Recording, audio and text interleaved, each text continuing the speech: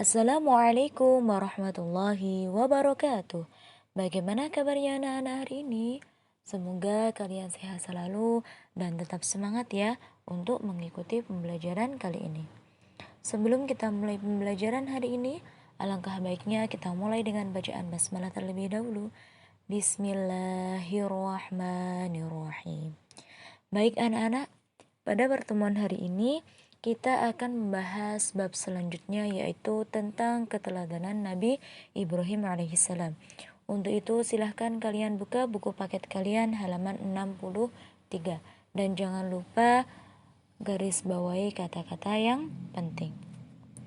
Poin A, kisah Nabi Ibrahim alaihissalam. Nabi Ibrahim merupakan anak dari Azar bin Nahur.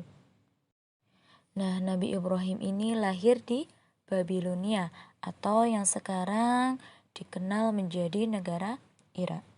Beliau lahir di tengah-tengah masyarakat yang masih banyak menyembah berhala. Mereka meyakini bahwasanya berhala yang mereka sembah adalah Tuhan yang berkuasa di alam semesta ini. Nah, lucunya, anehnya, patung-patung yang mereka buat sendiri dari batu batuan ataupun dari kayu tersebut, nah mereka sembah dan kemudian puja-puja sendiri.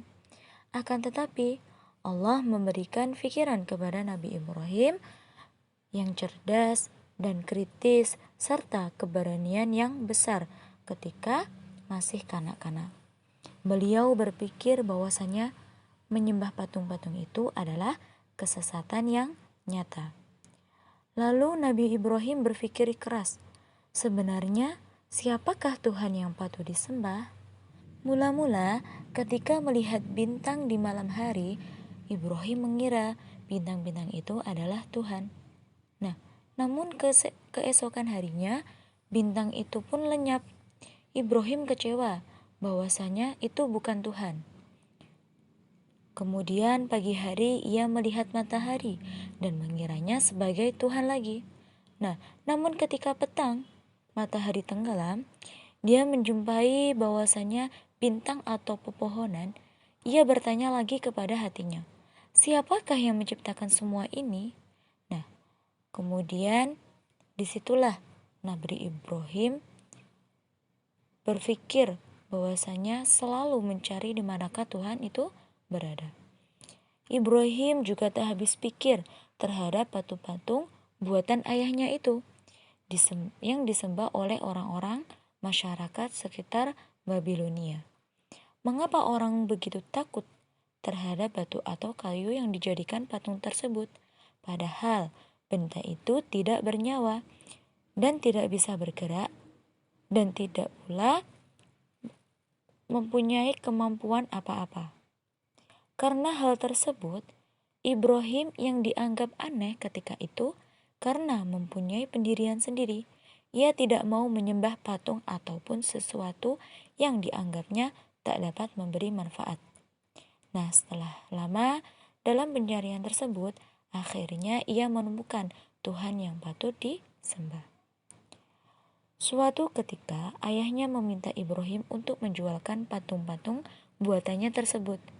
Nah, patung-patung itu diperjualbelikan Ibrahim dengan cara berteriak-teriak. Patung, patung, siapa yang mau membeli barang yang tidak dapat memberi manfaat ini? Nah, kata Ibrahim tersebut. Tentu saja patung itu tidak ada yang membelinya. Teriakan Ibrahim pun dianggap melecehkan orang yang mempertuhankan berhala tersebut. Sikap Ibrahim untuk menentang ajaran nenek moyang itu semakin berani. Ia tak segan-segan memberitahu kepada mereka bahwa patung berhala itu tidaklah memberi manfaat. Kabar tentang Ibrahim yang suka menghina Tuhan-Tuhan mereka sampailah terdengar oleh raja di Babilonia, yaitu yang bernama Raja Namrud. Raja itu kemudian menjadi marah karena dia sendiri juga termasuk orang yang sesat, yaitu menyembah berhala. Ia tidak bisa membiarkan Ibrahim ke sana kemari menghasut rakyatnya. Raja Namrud menjadi sangat marah karena patung-patung yang ada di rumah persembahan itu dihancurkan semuanya oleh Ibrahim dengan kapak. hanya ditinggali sebuah patung besar yang masih tersisa.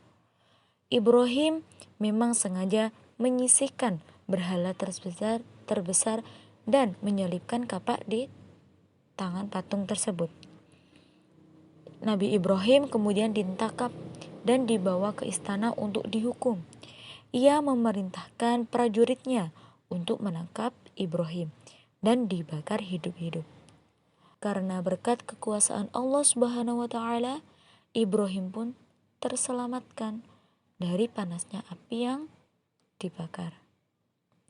Kemudian, meskipun kayu untuk membakarnya telah menjadi abu, tetapi Nabi Allah itu tetap sehat dan selamat. Semenjak kejadian tersebut, Raja Namrud dan para penjabatnya serta orang-orang kafir selalu memusuhi Nabi Ibrahim. Mereka merasa tidak aman berada di negerinya. Akhirnya Ibrahim mengajak istrinya yang bernama Sarah itu pergi ke negeri Syam. Tidak lama tinggal di Syam, mereka kemudian pindah ke Mesir. Raja Mesir pada saat itu terkenal dengan kecintaannya terhadap wanita yang mempunyai paras cantik. Sarah yang memiliki paras cantik tersebut tidak lepas dari incaran raja-raja tersebut. Berkali-kali ia mencoba menjabat tangan Sarah, akan tetapi tidak berhasil. Kemudian tiba-tiba tangannya terkulai lemah. Sang raja mengira Sarah bukan manusia biasa. Padahal ini terjadi karena Sarah dan Nabi Ibrahim itu selalu memohon dan meminta pertolongan kepada Allah Subhanahu wa taala. Sang raja tidak lagi mendekati Sarah. Sebagai gantinya, ia menghadiahi Sarah dan Ibrahim alaihissalam harta yang berlimpah ruah dan seorang budak perempuan untuk membantu Sarah, yaitu yang bernama Hajar. Nabi Ibrahim sempat lama hidup berkecukupan dengan berdakwah di Mesir. Akan tetapi masih saja ada orang-orang yang membenci mereka. Akhirnya mereka memutuskan pergi ke Palestina dan kembali ke negeri Syam. Nabi Ibrahim telah lama mendambakan anak untuk meneruskan cita-cita perjuangannya.